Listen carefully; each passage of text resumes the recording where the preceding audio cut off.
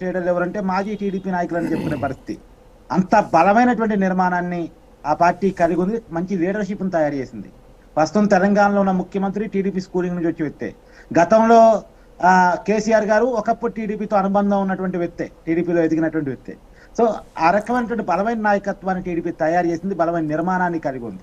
సరే, ఇప్పుడు YCP party నిర్మాణం మీద దృష్టి పెట్టడం అనేది ఒక మంచి పరిణామం. నిజానికి ఆ పార్టీ మొదటి నుంచే దృష్టి పెట్టాల్సింది. ఒక కొన్నాళ్ళ పాటు ఆ పార్టీ సానుభూతి ఆధారంగా ఉంది, అంటే రాజశేఖర రెడ్డి గారి సానుభూతి ఆధారంగా ఉంది.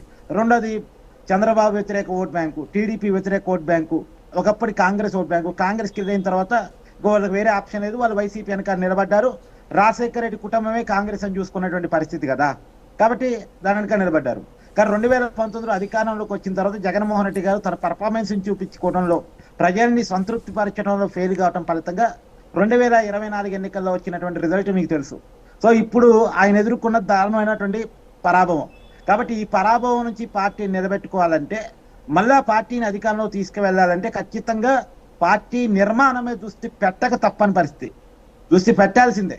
లేదు పార్టీ నిర్మాణమే దృష్టి పెట్టడం అంటే అది అయ్యే పని కాదు. నిజానికి పార్టీని పల్లకి మోసేది కార్యకర్తలే. వాళ్ళకి ఎప్పుడైతే గుర్తింపు ఉంటుందో ఆ పార్టీ పల్లకి సరిగా మోయబడిద్ది.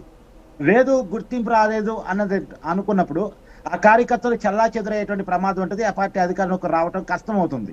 ఒకప్పుడు వైసీపీకి ఉన్న పరిస్థితి వేరు, ఈనాడు వైసీపీకి ఉన్న పరిస్థితి వేరు.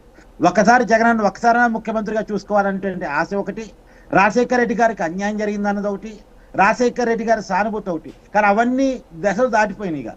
ఇప్పుడేంటి, చంద్రబాబు నాయుడు గారు ముఖ్యమంత్రిగా ఉండాలా, లేదు జగన్మోహన్ రెడ్డి గారు ముఖ్యమంత్రిగా ఉండాలా, కూటమి పరిపాలన కావాలా, వైసీపీ పరిపాలన కావాలా అనేటువంటి ఆప్షన్.